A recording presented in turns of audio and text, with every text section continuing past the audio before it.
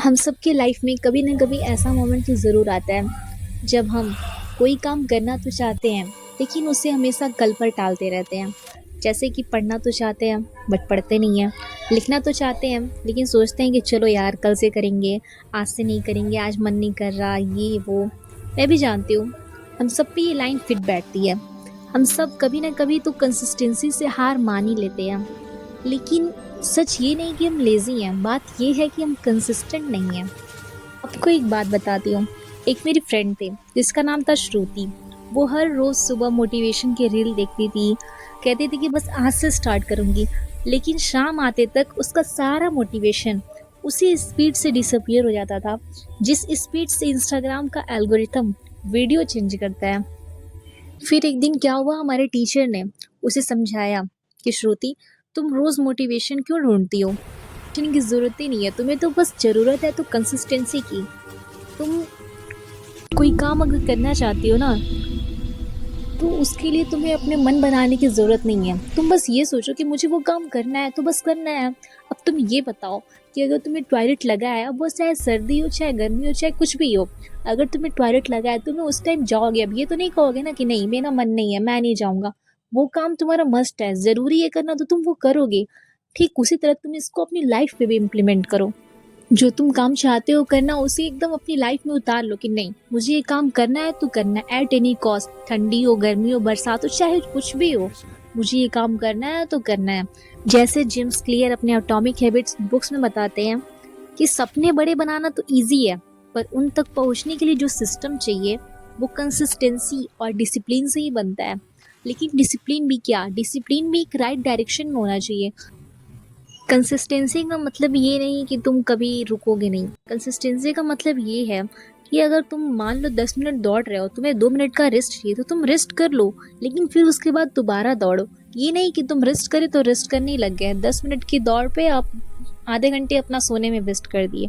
तो ऐसा नहीं करना है।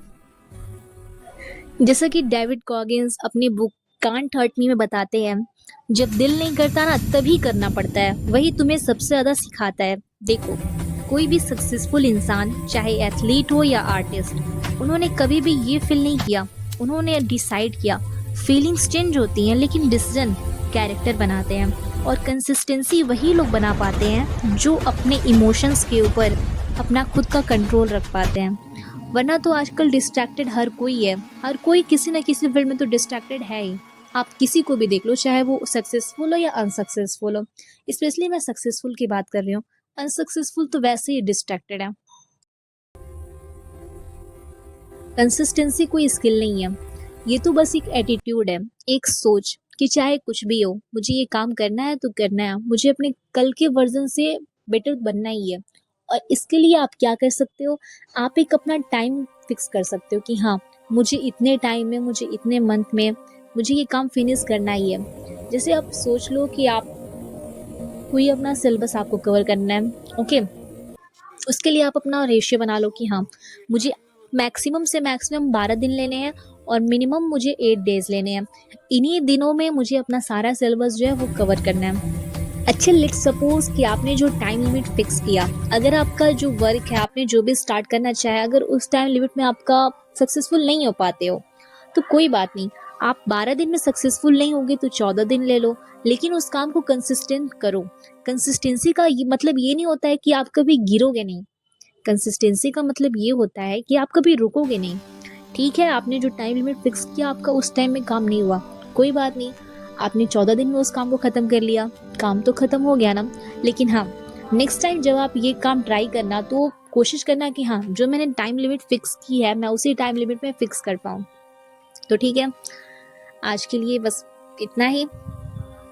बस एक छोटी सी अपनी आदत ढूंढो जो तुम्हें कल के लिए एक नई कहानी बनाए, क्योंकि जब दिल नहीं करता ना तभी करना पड़ता है। बस खुद से ये हमेशा बोलते रहो। और हाँ, खुद मन को कंट्रोल में करो, ना कि मन के कंट्रोल में हो जाओ।